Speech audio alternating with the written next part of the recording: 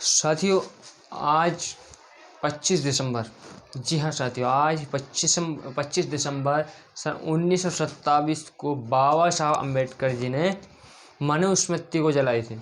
साथियों, जी हाँ साथियों, आज ही के दिन बाबा साहब ने मनुस्मृति का दहन किया था, क्योंकि उस मनुस्मृति में हमें शूद्र बताया गया था। उस मनुस्मृति में हमें पढ़ने लिखने, आज़ादी से देखने चलने फिरने का भी अधिकार नहीं था। हमें एक नीच जाति का बताया गया था।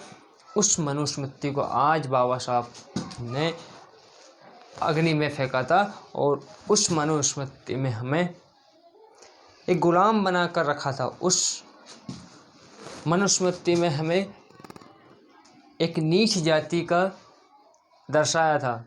हमारी महिलाओं के साथ शोषण किया जाता था।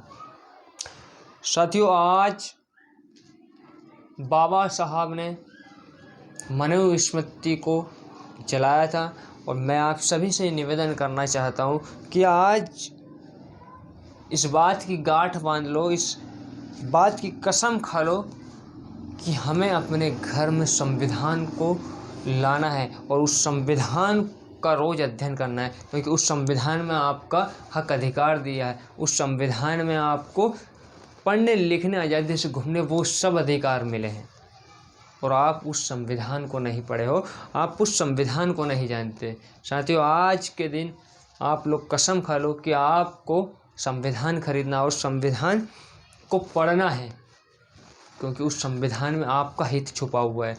उस संविधान में आपको आपका अधिकार लिखा हुआ है।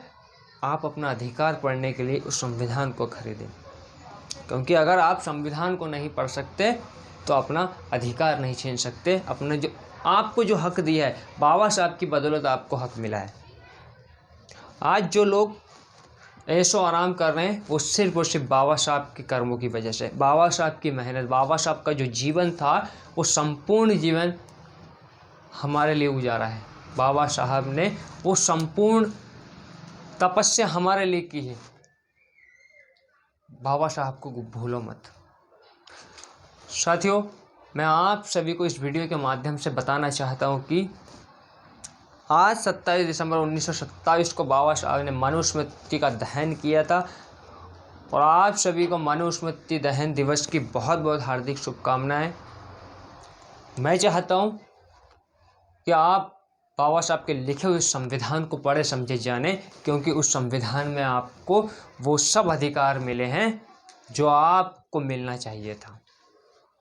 उस संविधान में वो सब अधिकार आपको दिए हैं जो जायज़ है। हर वर्ग, हर जाति को वो अधिकार मिले हैं जो उनको मिलना चाहिए था। बाबा साहब की वजह से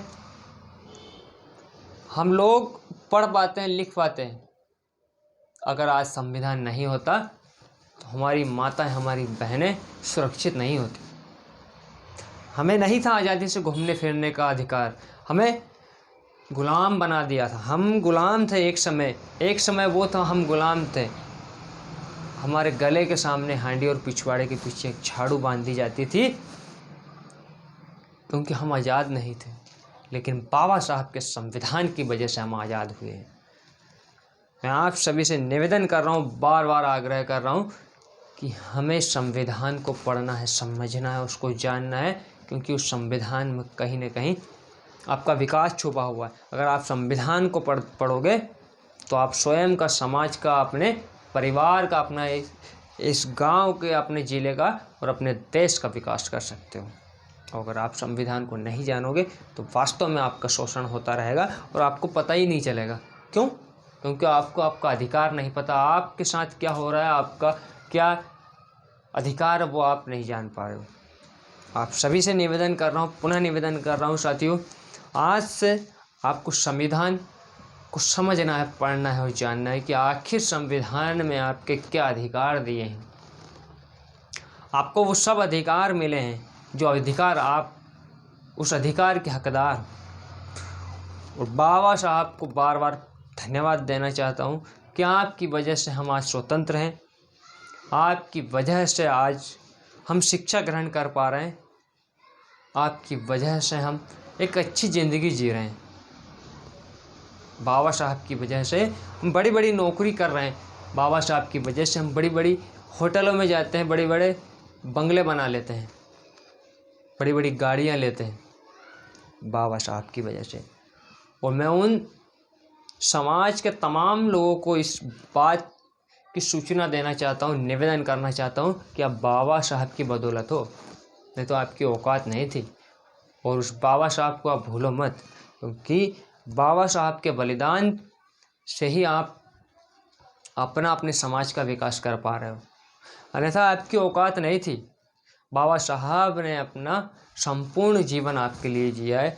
बाबा साहब चाहते तो इतना परेशान नहीं होते, लेकिन उनको समाज की, अपने वर्ग की, इस देश की चिंता थी। इस देश के लिए उनने अपना जीवन समर्पित किया। साथियों, मैं कहना चाहता हूँ कि बाबा साहब को याद करो, बाबा साहब के लिखे हुए संविधान के बारे में जानो, समझो, उसे पढ़ो और लोगों तक पहुँचाओ, घर घर पहुँचाओ। जय भीम, जय भारत, जय संविधान।